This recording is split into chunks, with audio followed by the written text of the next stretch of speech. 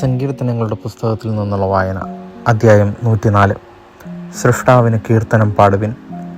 എൻ്റെ ആത്മാവെ കർത്താവിനെ വാഴ്ത്തുക. എൻ്റെ ദൈവമായ കർത്താവെ, അങ്ങ് അത്യുന്നതനാണ്. അവിടുന്ന് മഹത്വവും തേജസ്സും ധരിച്ചിരിക്കുന്നു. വസ്ത്രമെന്ന പോലെ അങ്ങ് പ്രകാശം അണിഞ്ഞിരിക്കുന്നു. കൂടാരമെന്ന പോലെ അവിടുന്ന് ആകാശത്തെ വിരിച്ചിരിക്കുന്നു. അങ്ങയുടെ മന്ദിരത്തിൻ്റെ തുലാങ്ങൾ ജലത്തിൻ്റെ മേൽ സ്ഥാപിച്ചിരിക്കുന്നു.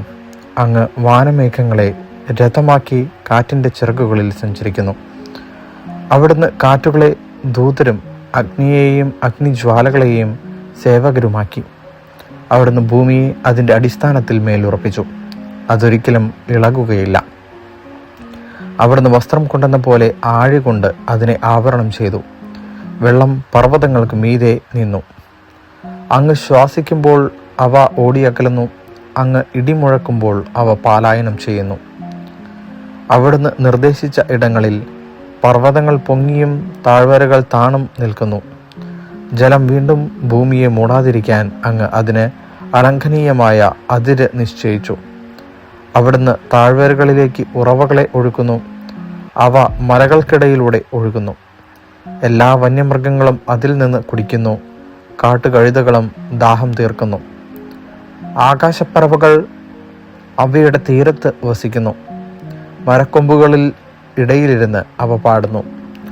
അവിടുന്ന് തൻ്റെ ഉന്നതമായ മന്ദിരത്തിൽ നിന്ന് മലകളെ നനയ്ക്കുന്നു.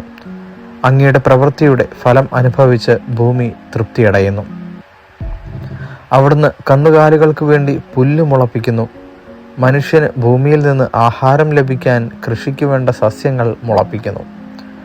മനുഷ്യൻ്റെ ഹൃദയത്തെ സന്തോഷിപ്പിക്കുവാൻ വീഞ്ഞും മുഖം മിനുക്കുവാൻ എണ്ണയും ശക്തി നൽകാൻ ഭക്ഷണവും പ്രദാനം ചെയ്യുന്നു. കർത്താവിൻ്റെ വൃക്ഷങ്ങൾക്ക് അവിടുന്ന് നട്ടുപിടിപ്പിച്ച ലെബനോനിലെ ദേവദാരുക്കൾക്ക് സമൃദ്ധമായ ജലം ലഭിക്കുന്നു. അവയിൽ പക്ഷികൾ കൂടുകൂട്ടുന്നു. കൊക്ക് ദേവദാരുവിൽ ചേക്കേറുന്നു. ഉയർന്ന പർവ്വതങ്ങൾ കാട്ടാടുകൾക്കും പാറകൾ കുഴിമുയലുകൾക്കും സങ്കേതമാണ്. ഋതുക്കൾ നിർണയിക്കാൻ അവിടുന്ന് ചന്ദ്രനെ നിർമ്മിച്ചു. സൂര്യന് തൻ്റെ അസ്തമയം അറിയാം. അവിടുന്ന് ഇരുട്ട് വരുത്തുന്നു, രാത്രിയാക്കുന്നു. അപ്പോൾ വന്യജീവികൾ പുറത്തിറങ്ങുന്നു. യുവസിംഹങ്ങൾ ഇരയ്ക്കു വേണ്ടി അലറുന്നു. ദൈവത്തോട് അവ ഇര ചോദിക്കുന്നു. സൂര്യൻ ഉദിക്കുമ്പോൾ അവ മടങ്ങിപ്പോയി ഗുഹകളിൽ കിടക്കുന്നു. അപ്പോൾ മനുഷ്യർ വേലയ്ക്കിറങ്ങുന്നു. സന്ധ്യയോളം അവർ അധ്വാനിക്കുന്നു. കർത്താവേ, അങ്ങയുടെ സൃഷ്ടികൾ എത്ര വൈവിധ്യപൂർണ്ണങ്ങളാണ്.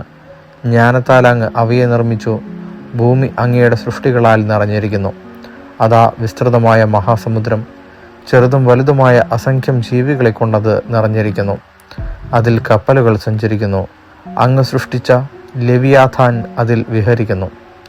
യഥാസമയം ഭക്ഷണം ലഭിക്കാൻ അവ അങ്ങയെ നോക്കിയിരിക്കുന്നു. അങ്ങ് നൽകുമ്പോൾ അവ ഭക്ഷിക്കുന്നു. അങ്ങ് കൈ തുറന്നു കൊടുക്കുമ്പോൾ അവ നന്മകളാൽ സംതൃപ്തരാകുന്നു. അവിടുന്ന് മുഖം മറയ്ക്കുമ്പോൾ അവ പരിഭ്രാന്തരാകുന്നു. അങ്ങ് അവയുടെ ശ്വാസം പിൻവലിക്കുമ്പോൾ അവ മരിച്ച് പൂഴിയിലേക്ക് മടങ്ങുന്നു. അങ്ങ് ജീവശ്വാസം അയക്കുമ്പോൾ അവ സൃഷ്ടിക്കപ്പെടുന്നു. അങ്ങ് ഭൂമുഖം നവീകരിക്കുന്നു. കർത്താവിന് മഹത്വം എന്നേക്കും നിലനിൽക്കട്ടെ. കർത്താവ് തൻ്റെ സൃഷ്ടികളിൽ ആനന്ദിക്കട്ടെ. അവിടുന്ന് നോക്കുമ്പോൾ ഭൂമി വിറകൊള്ളുന്നു. അവിടുന്ന് സ്പർശിക്കുമ്പോൾ പർവ്വതങ്ങൾ പുകയുന്നു. എൻ്റെ ജീവിതകാലം മുഴുവൻ ഞാൻ കർത്താവിന് കീർത്തനം പാടും. ആയുഷ്കാലം അത്രയും ഞാൻ എൻ്റെ ദൈവത്തെ പാടി സ്തുതിക്കും. എൻ്റെ ഈ ഗാനം അവിടത്തേക്ക് പ്രീതികരമാകട്ടെ. ഞാൻ കർത്താവിൽ ആനന്ദിക്കുന്നു. പാപികൾ ഭൂമിയിൽ നിന്ന് നിർമ്മാർജ്ജനം ചെയ്യപ്പെടട്ടെ. ദുഷ്ടന്മാർ ഇല്ലാതാക്കട്ടെ. എൻ്റെ ആത്മാവെ കർത്താവിനെ വാഴ്ത്തുക, കർത്താവിനെ സ്തുതിക്കുക. ദൈവവചനമാണ് നാം കേട്ടത്.